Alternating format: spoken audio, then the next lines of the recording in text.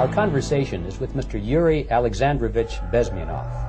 Mr. Bezmenov was born in 1939 in a suburb of Moscow. He was the son of a high-ranking Soviet Army officer.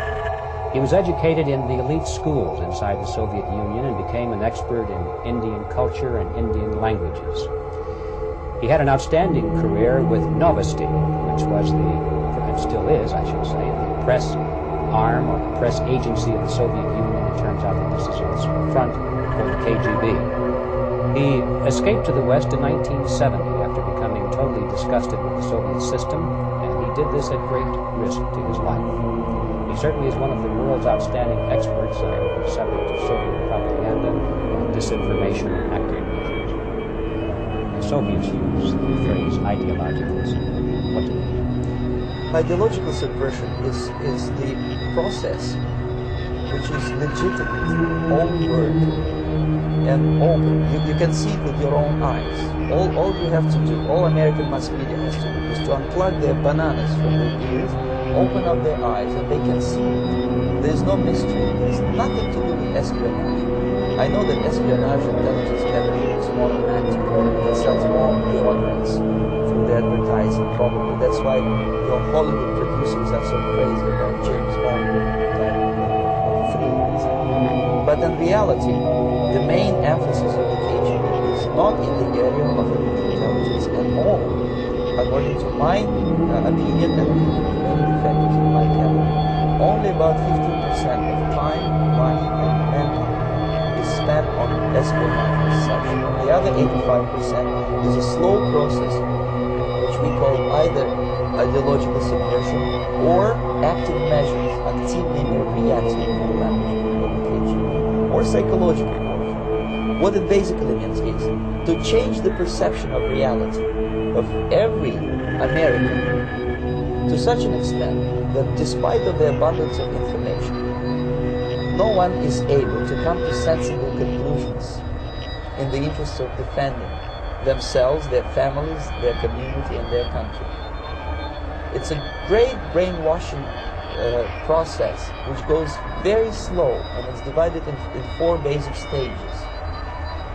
The first one being demoralization. It takes from 15 to 20 years to demoralize a nation. Why that many years? Because this is the minimum number of years which requires to educate one generation of students in the country of your enemy, exposed to the ideology of the enemy. In other words, Marxism-Leninism ideology is being pumped into the soft heads of at least 3 generations of American students without being challenged or counterbalanced by the basic values of Americanism, American patriotism. The demoralization process in the United States is basically completed already. For the last 25 years, actually it's overfulfilled, because demoralization now reaches such areas where previously not even Comrade Andropov and all his experts would even dream such a tremendous success. Most of it is done by Americans to Americans, thanks to lack of moral standards. As I mentioned before, exposure to true information does not matter anymore. A person who was demoralized is unable to assess true information. The facts tell nothing to him.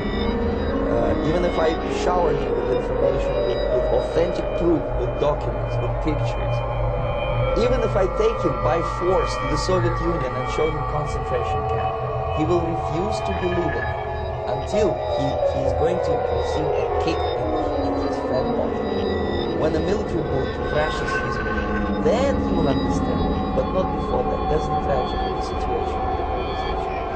The next stage is destabilization. This time, subverter does not care about your ideas and the patterns of your consumption, whether you eat junk food and get fat and flabby, it doesn't matter anymore. This time, and it takes only from 2 to 5 years to destabilize a nation, what matters is essentials: economy, foreign relations, defense systems. And you can see it quite clearly that in some areas, in such sensitive areas as defense and economy, the influence of Marxist-Leninist ideas in the United States is absolutely fantastic. I could never believe it 14 years ago when I landed in this part of the world that the process will go that fast. The next stage, of course, is crisis. It may take only up to 6 weeks to bring a country to the verge of crisis. You can see it in Central America now. And after crisis, with a violent change of power, structure, and economy, you have so-called the period of normalization. It may last indefinitely.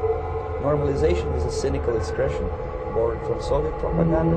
When the Soviet tanks moved into Czechoslovakia in '68, Comrade Brezhnev said, now the situation in brotherly Czechoslovakia is normalized.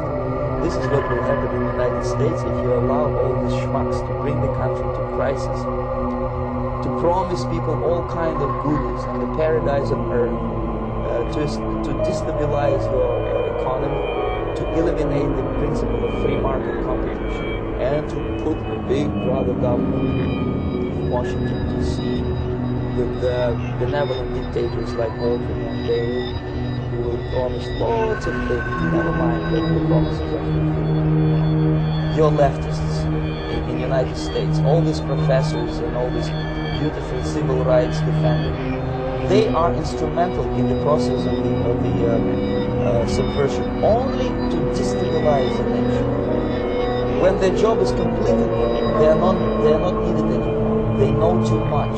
Some of them, when they get disillusioned, when they see that Marxist-Leninists come to power, obviously they get offended. They think that they will come to power. That will never happen, of course. They will be lined up against the wall and shot.